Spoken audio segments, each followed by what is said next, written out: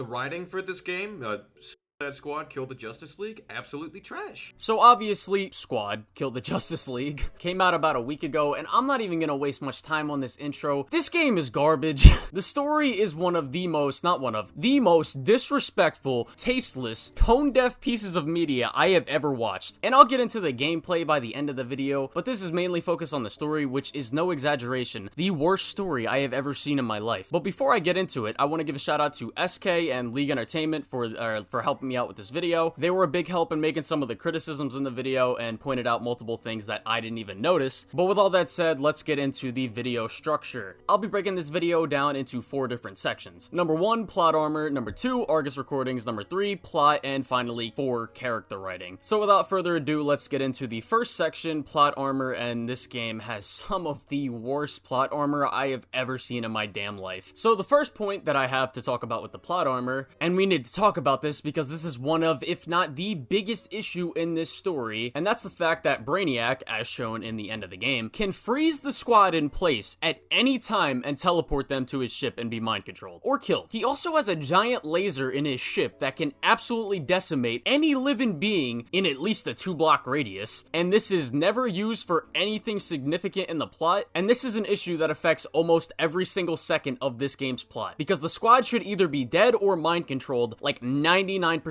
of the story. Even if I had literally 0 other issues with this game's narrative, this issue alone is enough to bring it down to a 6 out of 10 at least. So I need you to keep this issue in mind for pretty much every single point that I'm gonna be going over in this entire video. The second thing is, there is literally no point in Green Lantern's tour in the beginning of the game. All it serves as is an exposition dump for the player, and Green Lantern is out on patrol for Brainiac. So why does he waste time giving the squad special treatment when he's about to take them to Brainiac's ship? He stops on some random roof for some reason instead of just taking them to the ship to be mind controlled, which is what he said Brainiac wants, and this obviously causes Flash to save the squad. The third point, and then we get to the Batman fight at the beginning of the game, so he kills every single person in this building. He's even killing people when he turns off the lights and is being stealthy with the squad, yet for some reason, yet again, the squad is getting special treatment, and there is absolutely nothing stopping him from snapping all their necks, slitting their throats with a batarang, or throwing a batarang into their necks like he does with this person. He even tells Brainiac he's going to kill them to make an example out of them when he's about to shoot Harley. So we have both 2 statements from Green Lantern and Batman that Brainiac either wants the squad dead or captured for mind control. Absolutely trash. Also, when Batman uses detective vision at any point in this encounter, or like when he's stalking the squad, like in the open world, you can see Batman stalking you, he should be able to hack the squad's bombs. If Riddler can hack their bombs and their comms, which we'll get to in a second, there is literally no reason why Batman shouldn't be able to hack their bombs. And this brings me to number 4, and speaking of Batman, Batman literally makes no attempt to hack the squad and or Argus's comm. If he does this, he can nip every single thing that they try to do in the bud immediately. One of the biggest things being, he would know about the squad making the anti-Speed Force devices before killing Flash. He would also know, I don't even think I need to explain what else he would also know. If you've played the game, you know what the fuck he would be able to do if he hacked into their comms. Hacking comms has become a staple in the Arkhamverse. It literally happens in every single Batman game. And he even does it later in the game during his boss fight. But for some reason, he doesn't do this at any other point earlier in the story. Strategic fucking genius. Then we get to number 5, and this is another persistent issue with the game's plot for pretty much its whole runtime, and that's the fact that, again, the squad is constantly messing with Brainiac's comms networks or destroying parts of his army. Batman even says through the comms to focus on the low priority kill list, being the squad, when they are doing all of these things. And they are never once dealt with, even when they constantly keep prevailing through everything. The 6th thing is Brainiac's goons finds the squad after Deadshot breaks the Lantern statue, like in the little stadium thing. Then Green Lantern shows up and again doesn't capture or kill the squad when it would literally take at max 30 seconds to kill them or bring them to Brainiac's ship for mind control. The 7th thing is, why doesn't Green Lantern destroy the Hall of Justice or Superman when Superman is ready? Batman has been actively tracking and stalking the squad and would absolutely know there is a group trying to go against them that is just sitting in the Hall of of justice. The 8th thing is, which stems from that last point, Batman can track Ivy, and once he knows she's alive, he can use his pheromone tracker, and he can scan the biggest routes in Gotham using the Batmobile as shown in Arkham Knight. Ivy should easily be tracked down and captured, and this is exactly what Brainiac wants. They don't even need to track Ivy, because there is literally a major fight that takes place where they send the army after Ivy, and not Green Lantern or Batman or Brainiac's freezing ability to just teleport her to the ship. Brain dead. Absolutely brain dead. The 9th thing is, the Squad don't walk up to the bus and just shoot Flash in the face. I bet you didn't think I'd be talking about plot armor for the Flash of all people, but they could literally hit him with the device a second time for fuck's sake, and this is actually the only moment in the game where I would even find it acceptable for them to actually be able to kill the Flash, because at this point in the story, Flash has no clue this device even exists, even though he should because of Batman, but that's another problem that I will get to later. The 10th thing, why doesn't Brainiac just freeze and teleport Luthor at any point in the 3-week span of this invasion and mind control him? He literally wants Luthor captured and he can just freeze the Squad at any point, so why doesn't he do the same thing to Luthor? The 11th thing is, Flash can throw blades, shoot regular guns at super speed to avoid touching the Squad, he can throw lightning, he can create big tornadoes, he can call the League for backup. Hell, he could literally throw a penny at their heads at like massively hypersonic speeds. It doesn't even need to be light speed, which Flash is faster than in this game, mind you, and the Squad is dead. And then Green Lantern shows up, and Green Lantern can restrain the Squad and kill them, but he doesn't. Green Lantern also misses every single shot on the Suicide Squad, and then he doesn't go through the portal that the Squad goes through to try and catch them, even though Brainiac could easily bring him back. The 12th thing is, Brainiac allowed Green Lantern to step up his manhunt for the Squad, yet Green Lantern lets them leave, as just discussed in the previous point, and Brainiac doesn't just freeze the Squad and capture them himself after this event, when it would literally take like 30 seconds max, probably even less than that. The 13th thing is, the Sinestro Core batteries do not amp the Squad's physical abilities. The game literally tells us what it does for the Squad. And Green Lantern can keep up with Flash, someone who has stated himself to be faster than time itself.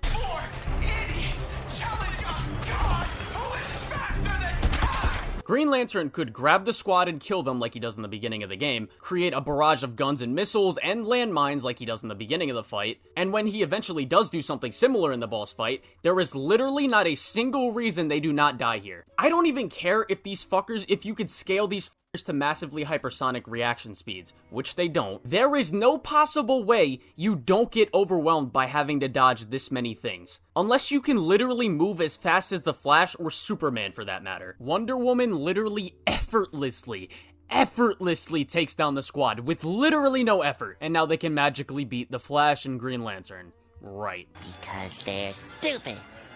Because they're stupid. The 14th thing is, why doesn't Superman take the kryptonite shield that Wonder Woman is using when he's fighting her and just throw it into space or throw it across the planet? Why doesn't Brainiac keep Superman under conditioning longer after he blocks the nuke? They explain that Superman needs more conditioning, otherwise he's gonna kill Wonder Woman and capture her. Not only would Wonder Woman be a major ally for Brainiac to control, but if Superman isn't conditioned enough, why would killing her be what happens? It should be the opposite of that if he's not conditioned enough. We see that the League, even though mentally controlled, still have emotions. Green Lantern is emotionally affected by Flash's death. So if Superman isn't controlled enough, then he should not be trying to kill Wonder Woman and instead trying to mind control her by bringing her to Brainiac's ship. And even though this is something that would fit more into the plot section of the video, I gave you a little sneak peek into that because this is also plot armor. Because if Wonder Woman doesn't have the kryptonite shield, not only would Wonder Woman likely get captured instead of killed, which means the Squad would have had to fight her because she would have never stabbed Superman in the chest, but also Superman would have killed the Squad. The 15th thing is the Batman boss fight. There is literally no reason Batman shouldn't or should lose to the Squad here, when he has them all under fear toxin. Don't worry, Alfred. Quinn never was too smart. I'll be okay.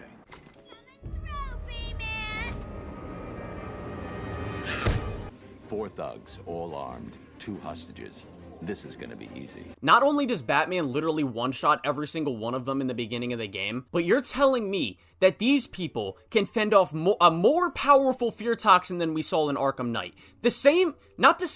A more powerful version of the fear toxin that had Batman on his knees multiple times in Arkham Knight, tripping balls the whole game. You're telling me these people can overcome that and beat Batman. Absolutely trash. Harley literally goes into this with no prep, mentions nothing about fear toxin countermeasures, beforehand, yet she somehow in the middle of the boss fight whips up some magical anti-fear toxin that affects Batman, and somehow Batman doesn't see her making this anti-fear toxin thing while she's tripping balls. Even in gameplay, we don't see her doing anything different from the rest of the squad. Batman also says not to underestimate the squad to every other League member, and not to play around with them, but then Batman literally does that during this boss fight. What are you retarded? They make Batman look like a bumbling idiot who's nerfed right before he dies, and I'll get more into that later, cause, oh my god. The 16th thing is, we obviously know when they fight Superman, and I don't even think I need to explain this. Superman scales to Flash and speed, and it is stated by Batman,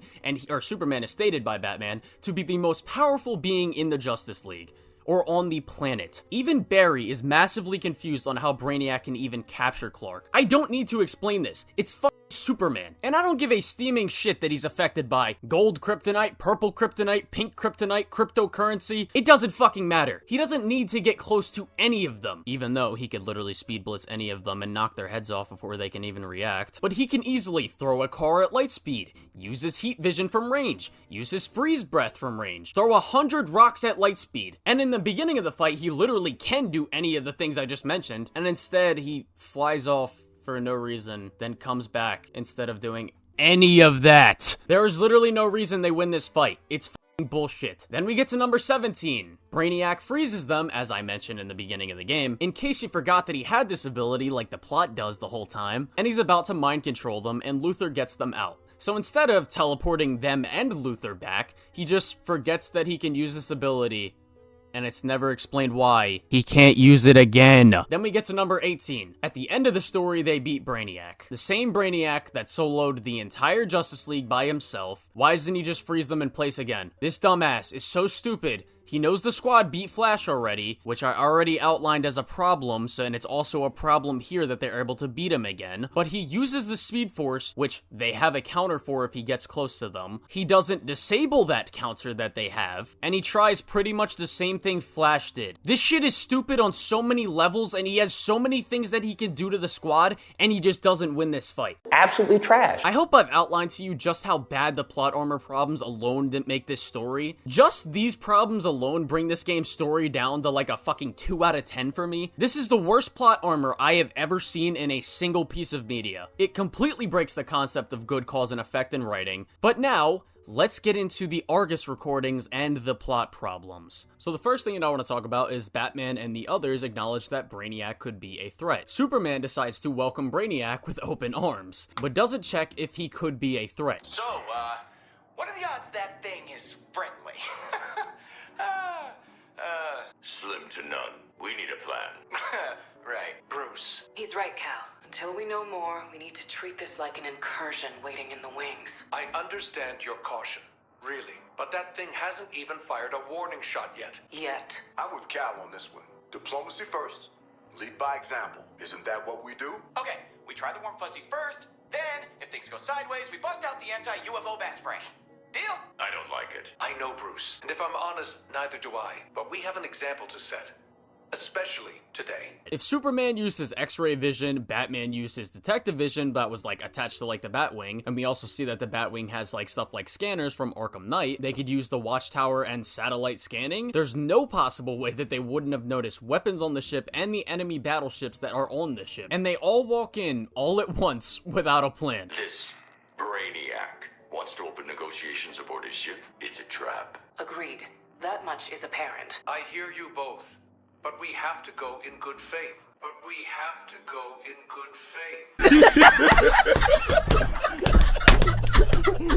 It's out the season, What if I had come to Earth and... Cal, buddy, I mean, let's be real.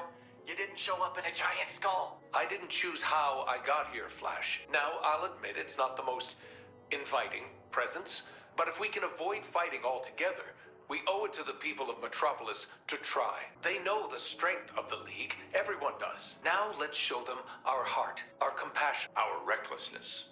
We can't just leave Metropolis undefended. We'll be in the thick of it, Bruce. Talks get nasty, we toss that thing right back into space. We're in this together, gang. The 5 of us united, there's nothing we can't do. Let's show them our intentions.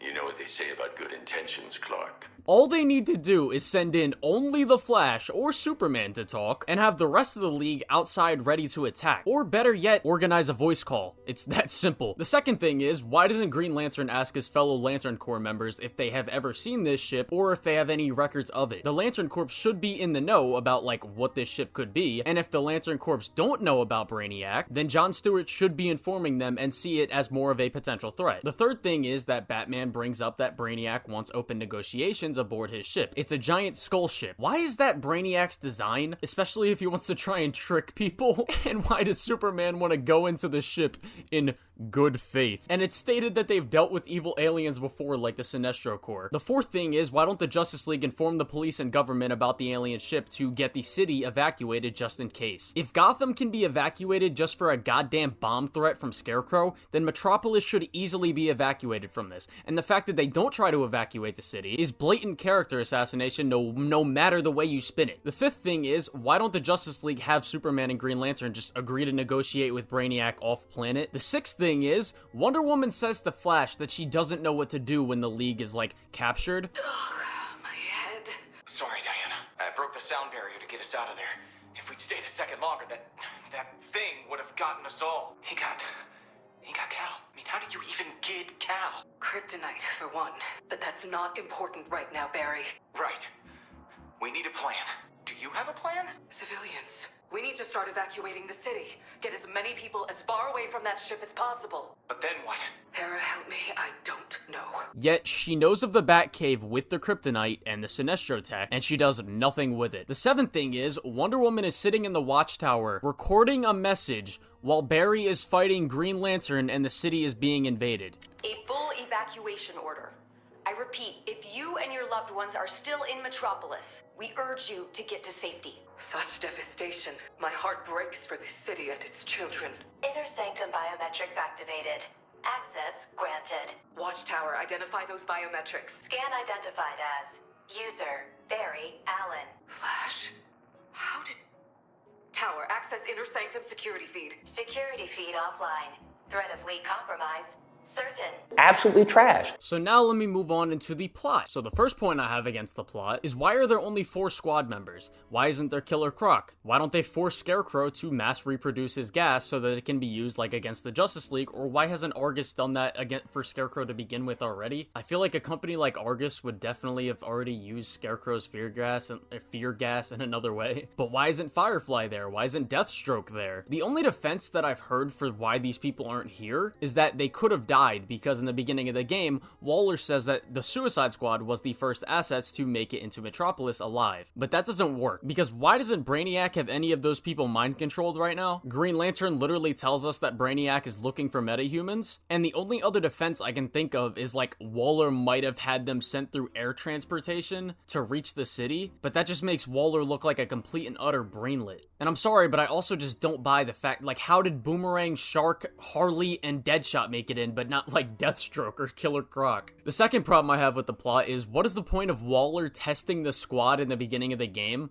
Why does she not implant the bombs herself? What if the squad kills each other? If King Shark eats anyone, they lose a member, and Waller would be down a troop. The third thing is, King Shark should be bullying the others. He has super strength and durability, and they make it blatantly obvious that he's the strongest member of the squad multiple times. How is Harley pulling back King Shark's finger? Why doesn't King Shark just jump up during this whole scuffle? Why doesn't he break the device? How did King Shark lose the device to begin with? Twice! He lost it twice! King Shark can't even feel being stabbed in the back, yet he can't beat 3 regular humans. The fourth thing is, Waller puts her team in a speeding train while they're knocked out. This could kill them if they don't wake up. And Waller gave the squad the C4 in the train. If the train crash doesn't kill them, the C4 sure as hell might. And disregarding that, she's just a complete moron for putting them on this train without telling them anything or prepping them for the situation. The fifth thing is, why does the museum have working tech that can be stolen behind regular-ass glass? Because they're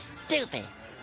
Because they're stupid. It even has a Speed Force gauntlet. Why aren't these replicas of things? The sixth thing is, the Justice League or Brainiac doesn't clear the museum and or other bases and bat caves from resources that could possibly be used against them. And we see this later with other stuff too, like the Kryptonite and the Sinestro Core batteries, and they also leave stuff like Shrink Tech inside the Hall of Justice. The seventh thing is, Green Lantern tells us that this invasion has been going on for 3 weeks. This means that Wonder Woman and Flash never fought the League for 3 weeks. You gotta really look yourself in the mirror and work on your game, young man. And if you listen to this dialogue... Flash! Brainiac wondered how you got off the ship. Speedster secret. The League doesn't leave anyone behind.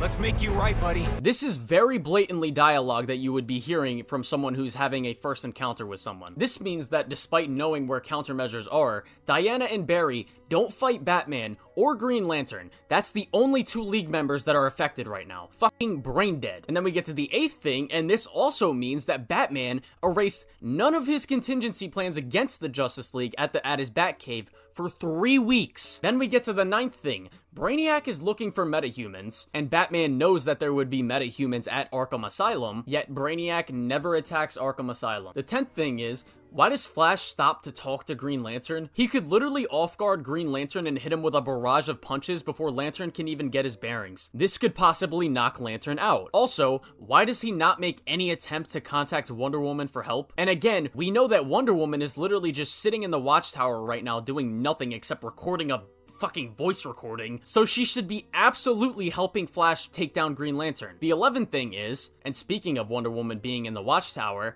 how does Batman not know that Wonder Woman was in the Watchtower, and why doesn't he change the codes or security clearance for the Watchtower? Why didn't Brainiac take over the Watchtower for use of its technology and likely satellites? The 12th thing is, neither Batman or Green Lantern used the Speed Force gauntlet in the Hall of Justice to track Flash and capture him, but Captain Boomerang of all people was smart enough to do that. Yeah, like, great writing.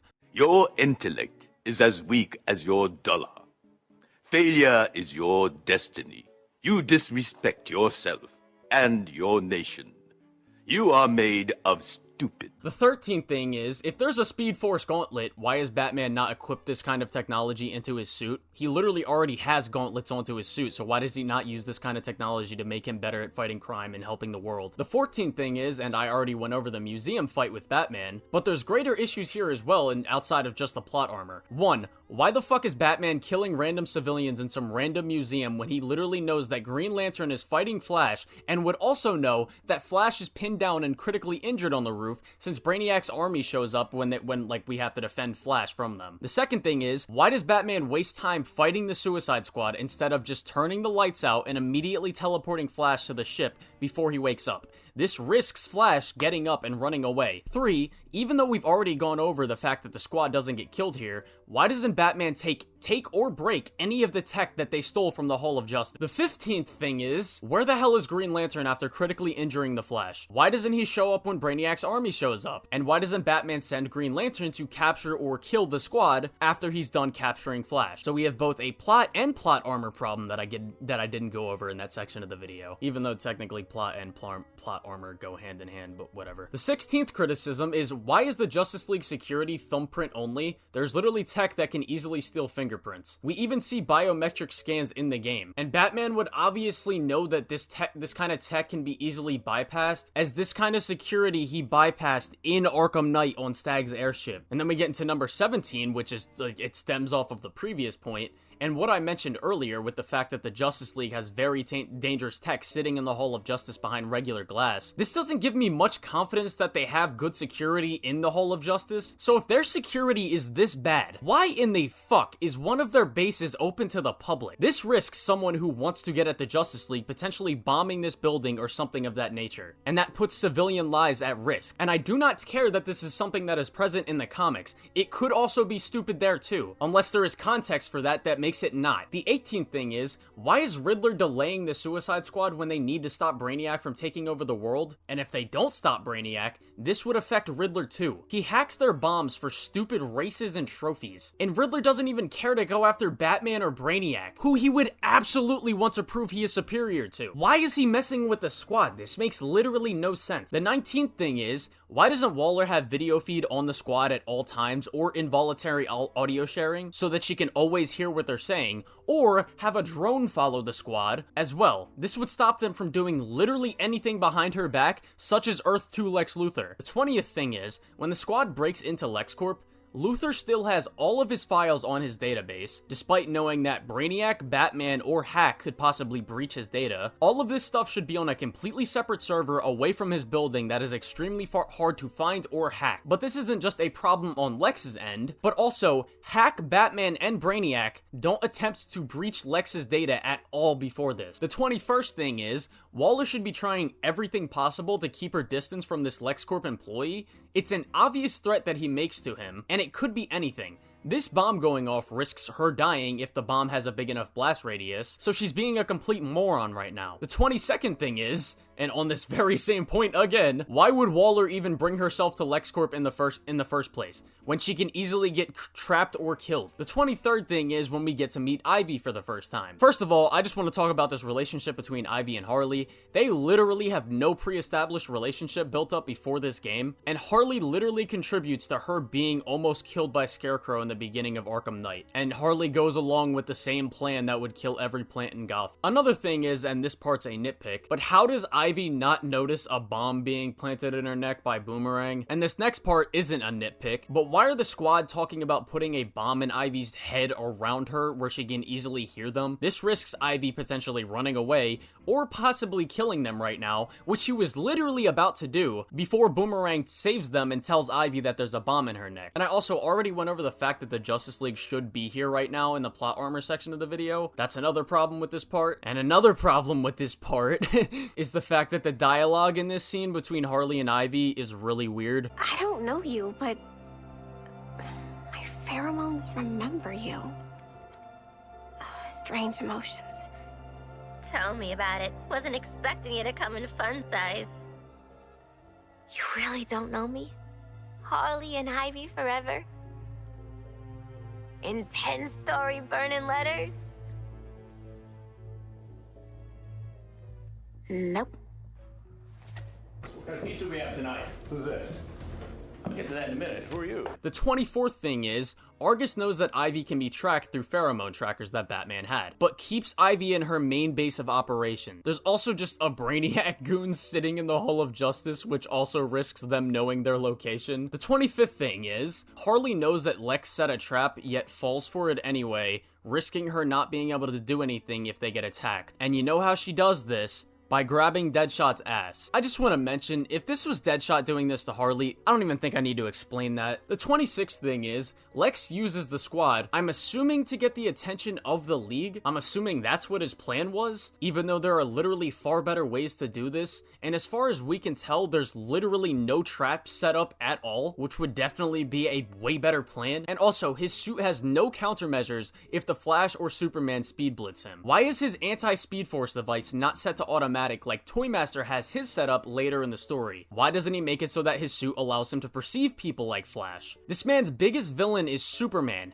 How in the fuck does Superman ever lose to this clown? Also, Batman literally has an anti-Speed Force device of his own, which we see in his contingencies. He should absolutely be concerned that Lex Luthor could potentially have one as well, which is why I said earlier that Batman should have probably warned Flash of something like, and Flash doesn't check Luthor's body at all to see if he has any more tech left on him after pulling him out of the suit. The 27th thing is, Flash should capture the squad once Deadshot misses, and if not capture them, just knock them out. Also, where is Batman or Green Lantern? Why isn't Batman monitoring Flash? Batman literally tells Brainiac Flash might be a liability due to his personality. So Batman should have sent both Green Lantern or himself to do this, or rather just help Flash and monitor him. And again, we still have the problem with Brainiac just being able to freeze Lex and teleport him to the ship. And Flash kills Luthor because he got irritated with Luthor. Okay, so why doesn't he kill the Squad for the same reason? And if he's so overconfident as the game wants to portray him, to the point where it makes him a complete moron, then why doesn't he start fighting Wonder Woman? And if your defense is, oh, Wonder Woman hit him really hard and that's why he ran away, okay,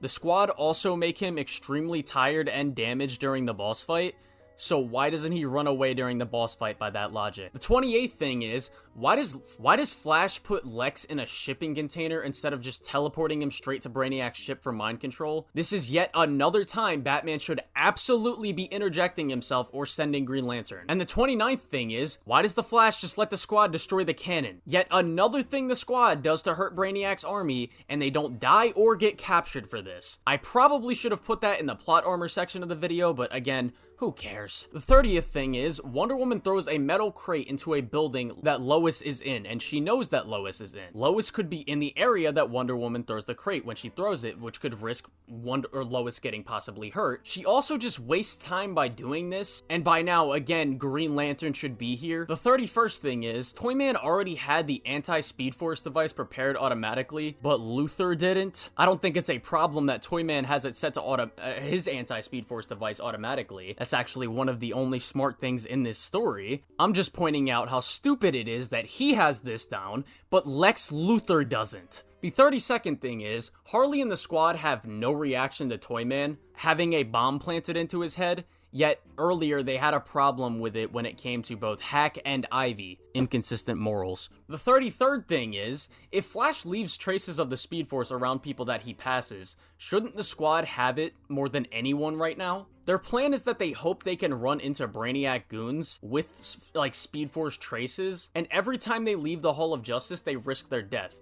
Even when they are in the Hall of Justice, they should be dead, but they aren't for some reason, and they also don't even attempt to siphon that energy from the Squad, which risks them either dying or Batman figuring out that they're making an anti-Speed Force device. Even though, again, he should have already hacked their comms and knew they were doing this, but he didn't, because they made Batman a moron in this game. The 35th thing is, the Squad doesn't activate the anti-Speed Force device before calling out Flash, so he could just Speed Blitz kill all of them before they even think about it, but he doesn't. And the 36th thing is, the Flash doesn't notice the anti-Speed Force device on Boomerang's hand, and he checks none of their bodies for that when they are absolutely confident they can fight Flash. Flash should absolutely know there's something up here and check their bodies, or get rid of just their weapons in general before fighting them. And Batman should be telling Flash to be cautious of that possibility. The 37th thing is, the Squad doesn't shoot Flash after they hit him with the anti-Speed Force device. So not only do they not have the anti-Speed Force device ready before he shows up, but when they have their best opportunity at the beginning of the fight, they don't even have their guns ready to shoot Flash. I'd also like to point out the fact that the Squad broadcasted this broadcast to all of Metropolis. Batman would have absolutely seen this and should have sent Green Lantern to back up Flash, especially after what just happened last time. But nope, Green Lantern doesn't show up at any point in this fight until after we kill Flash. And I've already went over the plot armor section for when Green Lantern finally does show up. Then we get to number 38, and that's the fact that Brainiac doesn't send anyone to Earth 2 to get the Squad, and there would absolutely be suspicious activity on Earth 2, and the other Brainiac would be on the lookout for the Squad if the Earth 1 Brainiac communicated with him, and even if he didn't, there should still be suspicious activity due to the fact that there is still anyone alive on Earth 2, and that person is able to beat his forces and take them down. 39th thing is, Deadshot shoots down their main source of intel on the Green Lantern's plans or his communications. How stupid are you? This could literally give you information on not only what they are doing, but it would also tell you if Brainiac is actively looking for you on that other Earth, and if he is notified that you are on the Earth that you are on right now. The 40th thing is, Waller doesn't ask the Squad how they got back to their Earth, even though she didn't get an answer when their quote-unquote comms went out. She just forgets to ask them about this when they get back to the Hall of Justice. Like, oh my god. The 41st thing is, the Squad have the best possible opportunity to get the bombs out of their head right now with Earth 2 Lex, and they don't ask him if he can do it at all. The 42nd thing is, Batman knows Wonder Woman is in one of his bases with Kryptonite and Sinestro Corps batteries, and does nothing about it. The 43rd thing is, why is Wonder Woman only just now gone to Bruce's hideout with the Kryptonite and Sinestro Corps batteries 3 weeks later, and Wonder Woman only grabs the kryptonite and not the Sinestro Corps batteries. Like, how stupid are you? And then we get to number 44. Your friends are beyond saving. How many more lives will be lost while you try and fail? I do not need a lecture on morality from a shark. Wonder Woman's racist. The 45th thing is, Batman knows Flash was defeated, but doesn't back up Green Lantern when he knows there's a high probability that they have the Sinestro Corps batteries. The 46th thing is, if Green Lantern dies, someone can just take the most powerful weapon in the galaxy. And I guess now is a good time to tackle the whole bullshit clone theory people have been trying to use about this game. So, number one, if this is a Green Lantern ring that Brainiac made, then why doesn't he create more? He could literally have a whole army of goons with lantern rings. He could give every single Justice League member a ring. And the second thing is, if he can clone people this quickly like with Batman, Flash, and Lantern, then he should have multiple of all of those people. And this would break the plot even more. I don't think you people understand how dumb that theory is, and if that theory does wind up becoming true, oh my god, this story is it already is the worst thing ever, but it gets even worse, and I just can't. Absolutely trash. The 47th thing is, why doesn't Brainiac keep Superman under conditioning longer after he blocks the nuke? They explain that Superman needs more conditioning, otherwise he's gonna kill Wonder Woman and capture her. Not only would Wonder Woman be a major ally for Brainiac to control, but if Superman isn't conditioned enough, why would killing her be what happens? It should be the opposite of that. We see the League, even though mentally controlled, still have emotions, and Green Lantern is emotionally affected by Flash's death. So if Superman isn't controlled enough, then he should be not trying to kill Wonder Woman, and instead trying to mind control her. I'm not going to say Superman is straight up character assassinated here because they are explaining what it's doing to his brain or whatever. I'm saying what it does to his brain doesn't make sense with how it's been established previously with Green Lantern, as well as with how Batman talks to Wonder Woman over the comms. The 48th thing is, Superman takes 22 seconds off screen not hitting Wonder Woman, and then throws rocks at her that don't even hit her.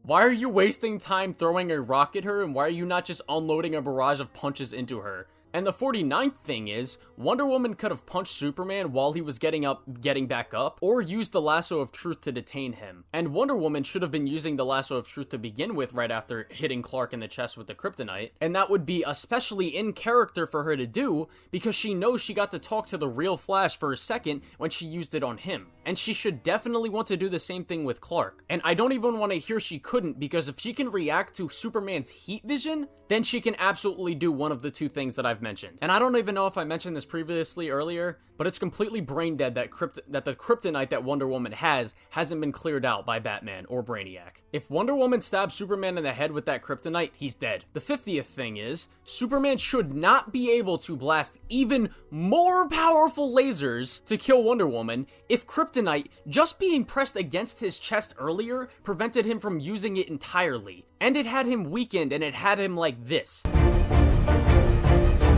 And the 51st thing is, the Squad wants to try and save Wonder Woman, but they literally don't do anything to Superman while the kryptonite is in his heart or before it's in his heart, to try and even help Wonder Woman. 52nd thing is, none of the Squad members take the Lasso of Truth. This could be very useful later, not only just later, but also in combat for them, and I will get more into that later after the Batman boss fight, but I think some of you may see where I'm going with that. But anyways, the 53rd thing is, why doesn't Hack break into Batman's files so that the Squad doesn't even need to go into the Batcave? The 54th thing is, why does Batman have his contingency plan play once the Squad gets in? He already killed Robin in the Batcave, so he would have shut it down. Why doesn't Batman just delete the contingencies entirely? Again, he had 3 whole weeks to do this. The 55th thing is, why doesn't Batman shut down the tech as soon as he knows they're in the Batcave? Or purge all of the data from his files like Luthor did. This risks them getting into even more of his files. The 56th thing is, Batman's contingency says nothing about how to counteract his toxin. All he says to Tim is to have the Bat family jump him with their highly specialized training, when Batman could easily find a way to beat all of them. Look at how that worked out for Jason in Arkham Knight. He had a whole ass army and he couldn't do it. What makes you think the Bat family jumping you is gonna be enough to beat you, Batman? Strategic fucking genius. Actually, come to think of it, maybe he knew this game was gonna write him to be a complete moron. The 57th thing is, Harley should not be able to make the fear toxin that is better than Crane's to the point that Batman is losing the fight. You're telling me Harley Quinn, a consistent dumbass in the Arkham series, suddenly knows how to make a better fear toxin than the master chemist Scarecrow and Batman? Yes, sirree. Thought about myself. Get the fuck out of here. The 58th thing is, Scarecrow giving Harley instructions on his fear toxin is blatant character assassination for Scarecrow. It takes away that power of fear from which he would absolutely not want to give to people, and he was about to kill Stag in Arkham Knight just for helping him test it out on people, and that's why Stag betrays Scarecrow at the beginning of Arkham Knight. The 59th thing is, Luthor should be worried about Batman possibly having a tracker, like in his suit or even in his body, and he doesn't have the squad check or remove the suit and dispose of it, or check inside his body for that. And the fact that Batman doesn't have a tracker is extremely stupid on Brainiac's part. The 60th thing is, neither Luthor or the squad make any attempt to try and study Batman's body to see if it's possible to reverse the mind control and break Batman out of it. This is another reason why they should have taken the Lasso of Truth and used it on Batman. The 61st thing is, it's revealed that Waller knew the squad was working with Earth 2 Lex this whole time. She doesn't get to act like that now. She knew that, you're telling me she knew the whole time, and she did nothing to stop this when it would risk the squad possibly getting their bombs taken out, and she did nothing to try and put a bomb in Lex's head up until this point in the story. I don't know if ingesting semen lowers your IQ, but maybe you should check that, because you might be in danger of going to single digits. Yet again, Waller being a complete moron. The 62nd thing is, then we get into like Batman when he's getting walked to his death. And again, I will talk about this more later, but for now, if Brainiac can suck up people immediately when they die, why can he not do it to the League when they're just beaten up? Why does he not teleport Batman to his ship right now so he doesn't die? The 63rd thing is, and this is when we get shown one of the biggest issues in the game with the whole Brainiac freeze ability. Why did Brainiac let the squad go after Luthor teleports them away? What is stopping him from bringing both them and Luthor back to his ship for mind control? And the 64th thing is, and this stems from the last point, Brainiac literally says to the squad over the comms, "I'm on schedule," but he doesn't stop the squad after they kill the Justice League, and he also doesn't just use again his freeze ability and teleport them. What is wrong with these people? Who is writing this? And now that we've gone through the plot armor, and Argus recordings that correlate to the plot, let me now get into the dog shit that is the character writing in this game. So first I want to go over like the squad. So the development they have in this game is some of the lamest and most shallow shit that I've ever seen in my life. Their character arc is literally becoming more confident by the end of the game, and the banter they have amongst each other by the start of the game is literally the exact same as it is by the end of the game. It's a straight line. Their attitude towards each other really doesn't change, like, at all. But I don't even know how anyone is even supposed to be connected to this arc, because the whole squad is completely unlikable, with the exception of maybe King Shark, but I even have problems with him by the end of the game. They treat all of the League members' deaths like it's some hype, badass moment, even though through the history we see that these characters have with the League have always been in the right in putting them in prison. And they try to do this thing with Wonder Woman, who is the only character whose death they treat with any kind of respect, and they try to make this like a moment of change for the squad. Even though Wonder Woman has been consistently treating them like garbage this entire game, this moment shows the "she's with us" thing, and I don't even know why they have this sudden change of heart that comes completely out of nowhere, and they gain respect for Wonder Woman because what? She saved them, I guess, even though that wasn't what she was doing in this fight. She was just fighting Superman. But guess what? Flash saved them in the beginning of the game. Flash also saved Harley from getting shot in the head. And this results in Flash getting captured, and you know what Boomerang does? He attempts to pee on him, and they make a dick joke out of it. Batman inadvertently saved Harley from the abusive relationship of the Joker, and puts Harley in Arkham Asylum so she can get mental help, and he also saved her life in Harley Quinn's Revenge in Arkham City. Superman is a symbol of hope for all of Metropolis and the world, and they treat every single one of their deaths like garbage. Disrespect beloved characters, never have any sympathy for having to kill the League members, even when they know these are just people trying to do the right thing and protect people. And none of them grow at all as individual characters. And you're probably wondering why I didn't mention Green Lantern, and I'm about to get into that with all these these characters individually as I go through them. So first, let's start with Deadshot. So what we learn from Deadshot in the Argus recordings is that he refuses to take accountability for his wrongdoings and his failings to be there as a father for his daughter, and there is no arc, no character work done whatsoever to explore this with any depth or develop him as a character. Nothing is done with it, and it's in throwaway Argus recordings. And the way they make out Green Lantern in this game is so fucking insufferable. I don't even care about Green Lantern that much as a character, but Green Lantern was in the right to turn in Floyd. And yet the game celebrates him being shot in the head, and they treat him like some corrupt cop. And Deadshot never realizes, hey, maybe Lantern wasn't the problem? And what's even stupider about this is Deadshot goes after the other Deadshot because he thinks it's a threat to his family, because it may get the cops on him. But how is Floyd and his family going to be in the heat from what his fake slash alternate, like his alternative does? Caucasian slash white slash fake Deadshot has been established in Origins, Blackgate, and City to have been caught by Batman. Bruce has a crime database on him, including his identity, so Floyd has no need to worry about getting heat by this fake Deadshot doing all these things. He could have continued on his life, on with his life, and he would have been completely fine. It seems like he goes after him for his reputation, which contradicts his point of being done with Deadshot. Or the name Deadshot. This just emphasizes the point of him being a selfish prick who nearly leveled downtown Gotham and lost custody of his daughter. He has a completely brain-dead reason for putting his daughter at risk of losing a father, and yes, this is character assassination. It directly goes against what he wants in this game and why he gave up being Deadshot in the first place. And also, the cops are questioning if this even is the real Deadshot, and the black Deadshot, when he's getting interviewed, he's just like, no, that other Deadshot was the fake Deadshot. I'm the real Deadshot. Like, are you stupid? Fuck God, dude. And now let's move on to Harley Quinn and Batman. First, let's talk about Harley. There is literally no growth from her as a character at all. She is a straight line this whole fucking game, just like every other member of the squad. And Harley has gotten over the Joker off screen and no longer wants to follow him, yet this is never developed, it just happened. And in her bio, it shows that she knows Batman is a good person, and acknowledges that he has never once killed anyone that he has gone after, despite everything that they may have done. Even in her ending speech to Batman, she says, "You're still too good." The only reason she was ever even mad at Batman to begin with was because she thought he killed Joker, but now she knows he didn't. And again, Batman has tried to save his villains many times, and I've already, earlier went over the times he's, helped and saved Harley. And again, they suddenly care when Wonder Woman dies, and want to prove to her that they can be better, and they feel bad for her. This has him get his, but with Batman of all people, they have him get his fucking death scene hyped up. Know what I'm thinking? Nope, not a chance. But whatever it is, I'm down. Is it something violent? With a surrealist quality? Lex 2, I'm gonna need you to discharge the patient into my care.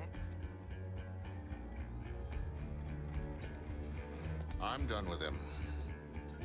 Take one of my counterpart's cars. If Batman is going to Superman's funeral, he might as well travel in style.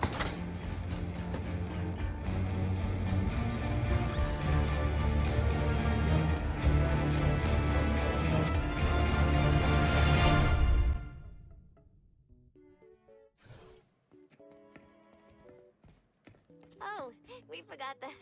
Sorry.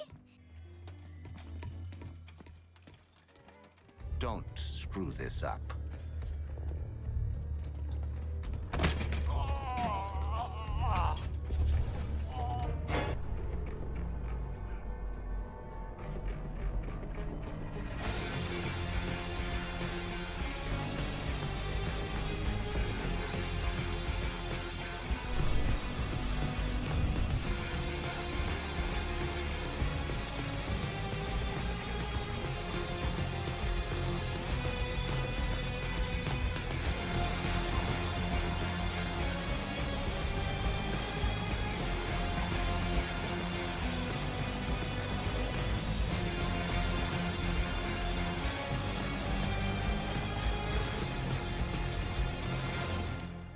And they make it out to be a joke. Then they're all laughing as they're about to kill him.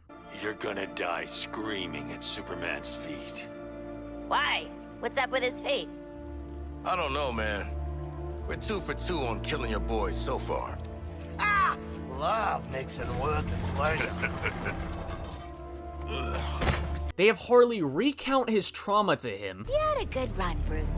Flying around Gotham, punching bad guys, cleaning up the streets, causing long-term mental and emotional damage to everyone you knew. Then shoot him in the face with no sympathy that she has to do so, and then Superman pulls up, and she laughs about it again, and says, And you're next, asshole. This scene isn't just disgustingly disrespectful to Arkham Batman, but it also character assassinates the whole squad and what they literally just quote-unquote grew from, and they all just regress as characters right here. The story even shows that the League are still in there somewhat, so instead of asking Luthor to try and snap Batman out of his mind control, they use Batman to lure Superman out, when there's multiple other ways they could have gotten his attention. And they have Superman as well laugh about it.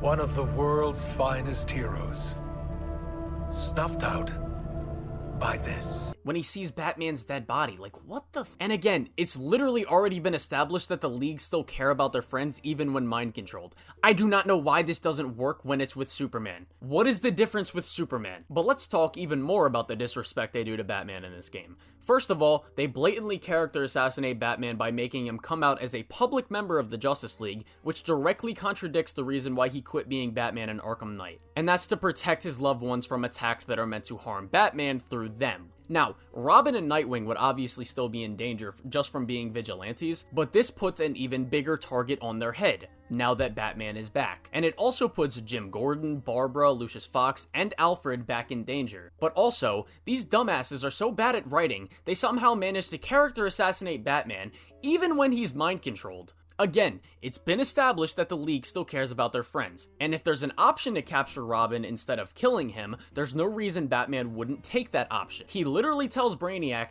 that's why he should field Superman when fighting Wonder Woman, or maybe Robin just offed himself while fighting Batman because he read the script for this damn game and said, nah, I ain't being a part of this shit. But on a serious note, this also follows with the rest of the Bat family. Either Batman killed Nightwing and Oracle, or they are both character assassinated for not doing anything to try and help fight against this invasion. But another moment of character assassination I forgot to mention from Batman is this audio recording. Bruce, you're doing it again. You're no good to us unconscious. What would Alfred say? Alfred understands, Clark. Crime never. Crime doesn't sleep. Yeah. And neither does the Watchtower. It's basically you. You helped us build it. It's crime never sleeps. Of course. Listen, you've got the support of the League now. This fight isn't yours alone. That's the commitment we made. I'm not ungrateful, Clark. And the League is working. I just need time to adjust. You know, Pa used to say to me, don't ask for lighter burdens. Ask for broader shoulders. Cute. And easy to say when you can carry an entire planet on your shoulders. This is something that he has grown from in 2 different games. Superman should not need to convince him of this type of thing. But outside of character assassination, they make Batman look like a complete moron throughout this whole story, as I outlined earlier in the other sections of this video. They give him the worst written death scene for a beloved character that I have ever seen, but that's a trend this game follows a lot. And the cherry on top, they literally make Batman die helpless and unable to do anything, like his parents died, right before hyping up his death scene. This is genuinely fucking disgusting. Now let's move on to King Shark. I actually kind of liked King Shark throughout the beginning portions of this story. He was pretty funny and likable, and he was one of the only people in the squad to actually respect the heroes that they were killing, except for the fact that by the end of the game, his character takes a complete 180, and yes, he's character assassinated, by laughing at the fact that they killed both Batman and Superman and has no sympathy for it at all. This also goes directly against the Wonder Woman death, and that quote-unquote character growth. And he has one piece of internal conflict that is about 3 minutes during the Batman boss fight, only for it to never be touched on again in the story, and he never grows from this. Now move on to Captain Boomerang, and Captain Boomerang is just an annoying moron who has 0 character development. Amanda Waller is also an annoying moron who doesn't stop whining and being a complete bitch the whole game. And don't tell me she's like this in every iteration of the squad, because there is multiple iterations where she is calm and composed while they're on their mission, but she will get bitchy if she has to. In this game,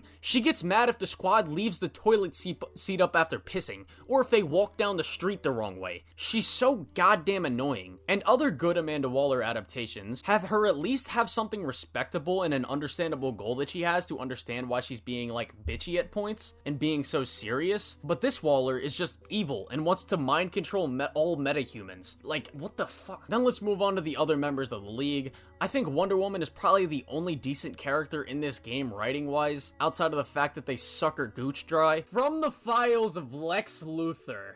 Absolutely nothing. This is, yeah, because this is totally Lex Luthor, right? I am prone to wild imaginings. As a man of science, speculation is how my brain finds leisure. And the closest thing it knows to play. But there is little amusement to be found in imagining how improved Earth would be if instead of forcing the Amazons into hiding with their cruelty and avarice, we instead look to them as a model, replicable. If only we could set aside our baser instincts. Our baser instincts. Wait, a model looks to them hold as on, a model. hold on. They Wonder Woman wants what? They solve so many of our society's ills: broken democracy, lagging technology, toxic masculinity, and thus they flourish through higher learning, mutual aid, and governance without cruelty. There are a golden society who deserve to be as secret as they are. Enter Wonder Woman. And give her more respect than any other League member, and she's a complete moron at points in the story as well. But I did kind of like her internal character flaws and her character development before she dies. Flash is either arrogant or a moron, or just both. He is an arrogant moron at numerous points throughout the story. Superman is a complete and utter brainlet that thinks he can stop a possible alien invasion through the power of good faith. Oh my fucking god. What a good way to inspire people with this version of Superman, Rocksteady. I'm gonna go walk through a landmine and have good faith it won't blow me up. I fucking hate this game. God, forgive me! And then finally we get to Brainiac, and now I've already gone over the fact that he's an idiot the whole story, but does he have any good motivations? Does he have any depth to his character? Well, he has an interesting start of a motivation, being he wants to terraform the planet because his planet was destroyed, but this is never explored to be made deeper in any way. He is literally a worse version of General Zod from Man of Steel. So yeah, not only does he have a boring motivation, but he's also a complete moron throughout the story. How do you make the character named Brainiac a moron? This game. Yes, sirree. Thought about killing myself. A couple more criticisms that I forgot to throw in, and I'm throwing in now. Batman knows the Squad hacked into their comms at some point in the story. I know you're listening, criminals. I investigated debris from your vehicular weapons. Second-rate mechanical work, Gizmo's work. You four really have been sent to your deaths. And for some reason, he's not able to get them out of their comms. And he also doesn't try to use this comm link that he knows they have to his advantage and try to trap them or something. Another criticism that relies to the fact that Green Lantern never tells any of the other Lantern Corps members that this ship showed up to Earth. If he told them about this, they probably would have came to check on Earth, which means the other Green Lantern Corps members would have probably been able to help fight against this invasion. So, to conclude, yes, this story is a 0 out of 10, a negative 10 out of 10, a negative 100 out of 10, a negative 1,000,000 out of 10. Pretty much every character is either constantly a moron or they are character assassinated, sometimes multiple times, with some characters like Batman. Everyone except for Wonder Woman has zero character development. The dialogue is garbage for most of the game. The pacing in the beginning of the game and during the Earth 2 section is way too slow. It has the worst plot armor I've ever seen in any piece of media. The plot is garbage and doesn't even remotely understand what good cause and effect is. It takes a steaming shit on the Arkham universe and Batman, and it has the worst Justice League adaptation of all time. The writers for this project should be fired and blacklisted from ever touching an established universe ever again, and Sweet Baby Inc. should be abolished and the company should be shut down. You are the worst of humanity, and like I said, if it was up to me, I would lock all of you in prison for 25 years to life with absolutely no parole. I cannot wait till the day that this becomes an actual crime. As far as gameplay goes, I don't have much to say. It's pretty fun, the traversal is good, the gunplay feels good, but it's pretty shallow and brain dead. Enemy variety feels pretty much the same through like every enemy type. You get pretty much every ability in the first 2 hours of the game, so it's very repetitive very quickly, and there's literally not many abilities at all or variety in the combat. The mission design is extremely repetitive, and the boss fights suck. If I was judging this game, like, as if the story was just, like, not here and it's just a game, I'd give it, like, a 6 out of 10, but due to the fact that this is the worst story ever created, I am dropping my score down to a 4 out of 10. The only thing I like about this game is the art direction, facial animations, voice acting, some of the music. The gameplay is decently fun. Yeah, that's it. I hope this game dies before it can even get to Season 4. I thank you all for watching. Sorry this video is so negative, but I hate this game. It pissed me off so much. And, yeah.